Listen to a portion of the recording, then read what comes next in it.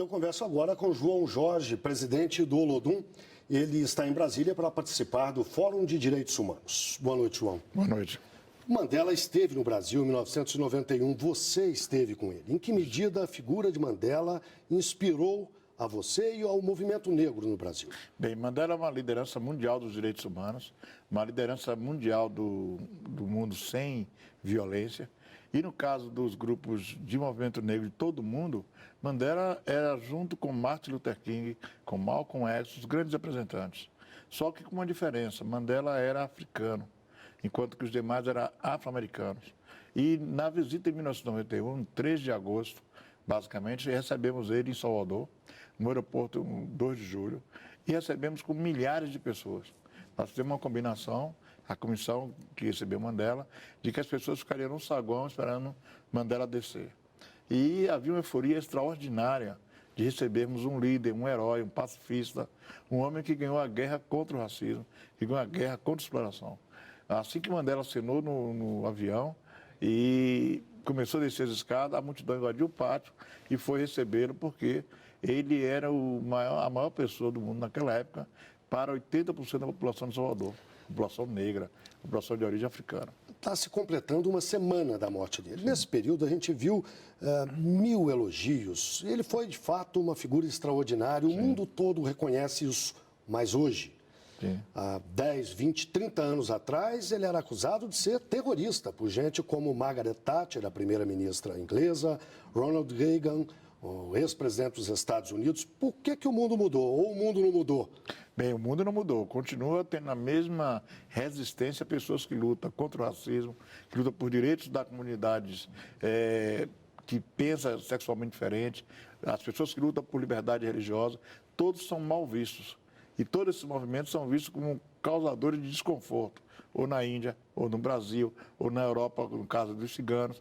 E Mandela, mais do que terrorista, ele era uma pessoa não grata para os Estados Unidos, para a Inglaterra, para a França, para a Alemanha, para Israel, para Portugal e para o Brasil. A sua organização, o Congresso Nacional Africano, era mal visto por todos esses lugares. Diversas vezes, nos anos 60, esses países que eu citei votaram contra na ONU a decisão de considerar o apartheid crime contra a humanidade. E é estranho que, de repente, em uma semana, em revistas americanas, revistas brasileiras, apareça o Mandela como um homem santo. E ele escreveu na sua autobiografia: não quero que me veja como santo. Ele não era um santo, ele era um lutador, um combatente, que enfrentou um dos sistemas mais opressores da face da Terra. Houve muitos exemplos de opressão. Fala-se muito da Alemanha nazista, de 1933 até 1945. Mas o sistema mais perfeito, mais bem acabado, foi o da África do Sul. E conseguiu implantar todas as ideias do nazismo alemão e fazer com que o mundo ocidental reconhecesse como legítimo. E a presença de Mandela no Brasil, em 91, já como homem livre, era um sinal dos tempos novos, dos tempos de mulheres governando o país, no tempo de chineses representando sua força econômica, de indianos representando sua força. Ou seja, se você pegar a foto de 1990, os líderes mundiais eram de um tipo. Se você pegar a foto desse momento, os líderes mundiais são uma mulher brasileira, uma mulher alemã, um chinês, um indiano, um sul-africano. Ou seja, você tem gente de todo tipo, como é a humanidade. E Mandela era um combatente desse tipo de humanidade. E hoje no Brasil, vamos falar da situação dos negros hoje no Brasil. Qual é o quanto a gente avançou e o quanto falta para avançar? Bem, diferente da África do Sul e dos Estados Unidos, nós tivemos uma colonização muito mais dura, muito mais implacável com o africano. Tanto que a gente considerou o africano um objeto desde as ordenações filipinas, 1549, quando chegam os primeiros africanos para construir Salvador. De lá para cá, houve uma guerra contra a população africana, contra a liberdade religiosa, contra a nossa cultura, nossa identidade, a proibição de estudar, a proibição de circular com paz. O Brasil legislou contra os africanos. E, ao mesmo tempo, proibiu de acesso à escola, dos melhores empregos, e trouxe imigrantes para substituir essa população. Ora, não é em 125 anos de abolição da escravatura, sem políticas públicas, que vai resolver isso. Em que pese, nos últimos 20 anos, um conjunto de políticas públicas, cotas para a educação, cotas dentro e acesso e apoio no Itamaraty, agora a discussão sobre funcionalismo público, tem feito o país avançar. Mas eu diria, sem sombra de dúvida, que nós temos na comunicação o principal problema para a ascensão do negro brasileiro. Como assim? Na medida em que não é possível se falar, como passou-se uma semana falando de Mandela da África do Sul. E com exceção da EBC e do sistema de comunicação aqui, a maioria dos entrevistados eram pessoas brancas.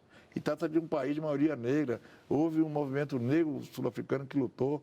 E no Brasil nós temos várias pessoas negras que podem falar sobre o ANC, os líderes, os nomes dos personagens, Walter Sisulu, Subukuei, Oliver Tambo. Né? Não somente Mandela, mas como foi o Exército, a Lança da Nação, como foi o grande problema daquela organização. Por que Mandela aderiu à ideia de que também brancos deveriam participar? Por que no Brasil tem organizações do movimento negro que tem brancos? Então a situação do Brasil hoje é como se fosse o irmão caçula da África do Sul. A África do Sul avançou, é um grande país hoje, se desenvolveu, ganhou a Copa Mundial de Rugby, que está no filme Invictus, levou para a África do Sul a Copa de Futebol, um grande investimento para a África do Sul, tornou-se um país parte do conjunto das nações e o Brasil continua subrepresentado. Se você vê qualquer delegação brasileira na ONU, agora no funeral de Mandela, em qualquer lugar, delegação europeia, extremamente branca.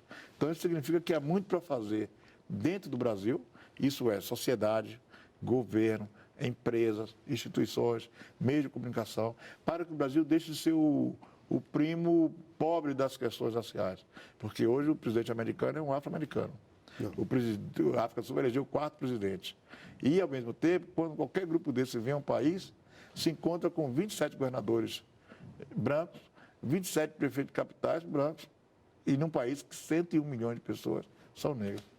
Ou seja, temos muito o que fazer. Muito Uma grande obrigado. lição pela frente. Obrigado. Obrigado, João Jorge, presidente do Olodum. Uma boa noite, então. Boa noite.